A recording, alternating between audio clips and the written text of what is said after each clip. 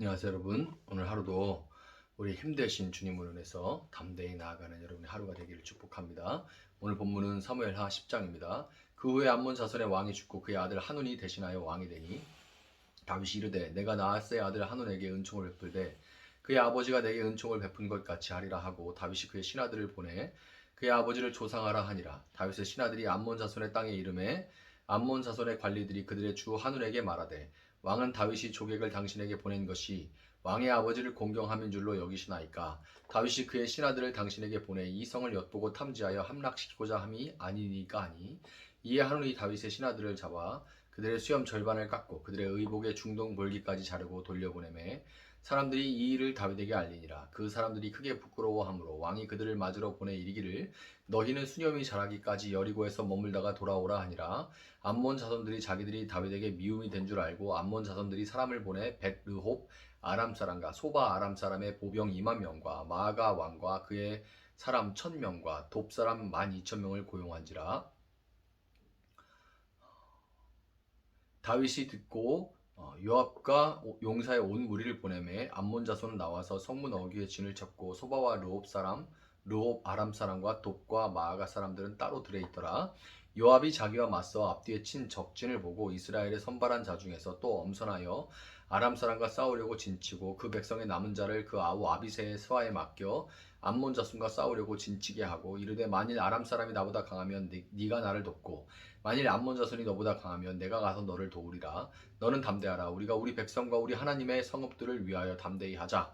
여호와께서 선히 여기시는 대로 행하시기를 원하노라 하고 요압과 그와 함께 한 백성이 아람 사람을 대항하여 싸우려고 나아가니 그들이 그 앞에서 도망하고 암몬 자손은 아람 사람이 도망함을 보고 그들도 아비새 앞에서 도망하여 성읍으로 들어간지라.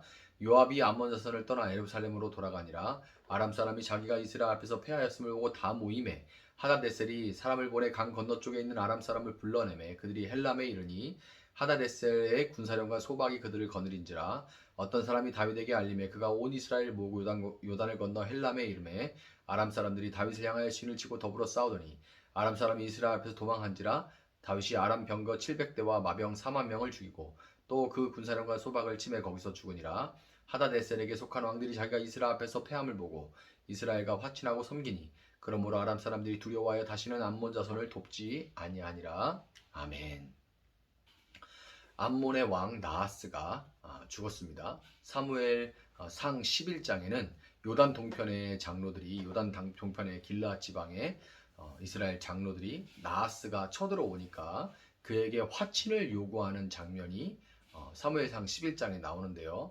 나하스는 이스라엘의 장로들에게 내가 너희 오른 눈을 다 빼야 너희하고 언약할 것이다. 오른 눈을 다 빼고 난 후야 너희하고 언약하겠다 하고 말할 만큼 잔혹한 이스라엘의 원수였습니다. 방패로 이렇게 가리기 때문에 왼눈은 가려지는데 오른 눈을 빼버린다는 얘기는 너희를 완전히 무방비로 만들려 버리고 그때서야 언약하겠다. 얘기 안 한다는 얘기죠.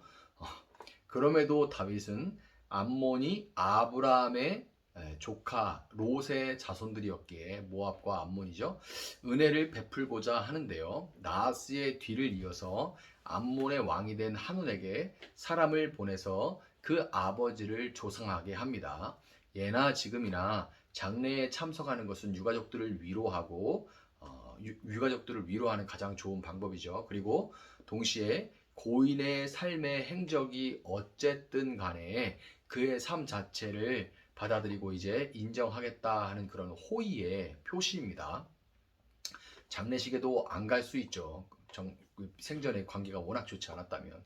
그러나 장례식이라에 참석한다는 얘기는 그래도 어떤 관계였든 간에 내가 이제 당신의 삶을 인정하고 슬픔을 표한다라는 의미가 되기 때문에 호의를 표하게 되는 거죠.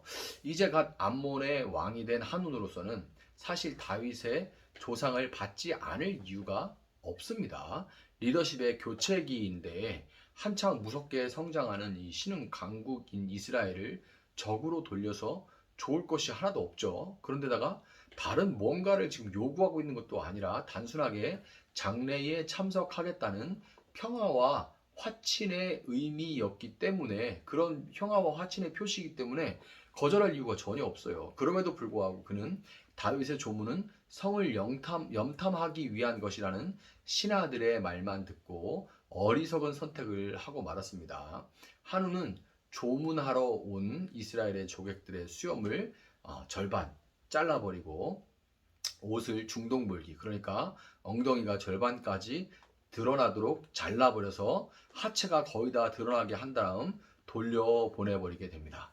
전에도 제가 한번 언급했지만 중동 지역은 지금도 남자가 수염이 텁수룩하게 자라지 않으면 아이라고 취급받을 정도로 수염을 중요하게 생각하는데요. 그 수염을 자르고 하체를 드러내서 수치를 준 것은 다윗과 함께 다윗의 나라, 즉 하나님의 나라의 초대를 거절할 이유가 사실은 하나도 없는데도 불구하고 그 초대를 거절하고 수치를 준 것에 다름이 없는 거예요.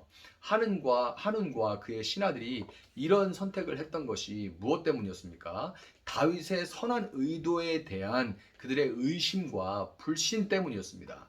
그들이 살아가는 세상에 악에 대해 선으로 갚고 불의에 대해 의로 갚고 전쟁에 대해 평화를 외치는 법은 없죠. 그렇기 때문에 그들은 다윗이 사울 때부터 이스라엘을 괴롭혔던 자신들에게 선의로 다가올 리가 만무하다고 여겼던 거예요.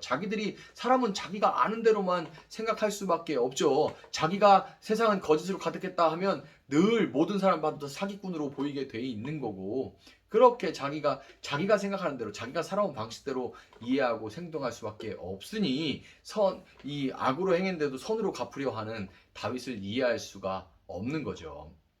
이 다윗의 미움을 사게 됐다는 것을 인식한 암몬 사람들은 돈을 주고 3만 명이 넘는 아람 사람들을 용병으로 고용해서 이참에 차라리 선제 공격을 하려고 시도를 합니다. 암몬과 아람 연합군은 그 숫자와 유용만으로는 이스라엘을 완전히 압도했는데요. 상대로 나선 군대 장관 요압의 병력을 위아래로 포위시켜 버릴 정도로 압도적인 이 병력과 위용을 자랑했습니다. 그렇지만 암몬 아람 연합군은 결국 다윗의 상대가 되지 못하죠. 그들이 연합한 것은 순전히 돈에 의한 이득을 위한 전략적인 연합이었기 때문에 공의와 정의로 다스려지는 하나님 나라의 사랑 안에서 온전히 연합한 다윗의 군사들 앞에서 그 연합은 산산이 깨어지고 차례로 각계 격파를 당하게 된 것이에요. 요한계시록 20장 7절부터 10절에는 마지막 날 하나님 나라에 저항하는 마곡과 마곡의 왕 곡의 이야기가 등장합니다. 천년이 참에 사탄이 그 옥에서 놓여 나와서 땅의 사방 백성 곧 곡과 마곡을 미혹하고 모아 싸움을 붙이리니 그 수가 바다의 모래 같으리라. 그들이 지면에 널리 퍼져 성도들의 진과 사랑하시는 성을 두루매 하늘에서 불이 내려와 그들을 태워버리고 또 그들을 미혹하는 마귀가 불과 유황못에 던져지니 거기는 그 짐승과 거짓 선지자도 있어 세세토록 밤낮 괴로움을 받으리라. 아멘. 여러분, 하나님 나라가 아무리 호의를 베풀며 평화의 손길을 내밀어도 도무지 하나님 나라를 이해할 수도 받아들일 수도 없는 세상 나라와 거기 속한 사람들은 선을 계속해서 악으로 갚고 평화를 전하는 사람들을 수치로 되갚아주는 것을 그치지 않을 것이고, 이것은 세상이 끝날로 가면 갈수록 더욱 극렬해질 것입니다. 그렇지만 겉으로 보기에 그들이 아무리 사사기 시대 이스라엘의 대적들과 같이 바닷가의 모래처럼 많고 강해 보인다고 할지라도 결국 그들은 그 세상과 세상에 속한 자들은 하나님의 불심판을 피할 수가 없어요. 여러분, 이것을 기억하시고 대적당함과 수치당함을 두려워하지 않고 하나님 나라의 최후 승리를 믿는 자로서 오늘 하루를 담대하게 살아갈 수 있는 여러분들이 되시기를 예수님의 이름으로 축복합니다. 잠시 기도하겠습니다. 사랑하시는 하나님, 감사합니다. 오늘 저희에게 이렇게 귀한 말씀을 허락하여 주시니 감사합니다. 하나님의 나라는 결국 온전히 이루어질 줄을 믿습니다. 세상 나라가 더 강해 보이고 더 위용이 있어 보인다 할지라도 하나님께서 하나님의 나라와 교회와 함께 하시기에 하나님은 결국에 승리하시고 이 땅에 하나님 나라를 온전히 이루실 줄을 믿습니다. 우리가 이 믿음 가지고 담대하게 오늘 하루를 살아갈 수 있게 해주시길 원합니다. 그렇게 믿는 자로서 손해를 보고 또 비웃음을 당할까 두려워하는 그런 마음이 있지만 한때의 두려움, 한때의 비웃음은 잠깐이라도 하나님께 받는 상급과 하나님의 칭찬은 영원하다는 것을 기억하고 우리가 무엇이 더 중요한지를 생각하며 진정한 가치를 위해 살아갈 수 있는 저희들 될 수 있게 하여 주시기를 원합니다. 감사하며 예수님의 이름으로 기도합니다. 아멘. 오늘 주시는 말씀 붙들고 계속해서 기도합니다.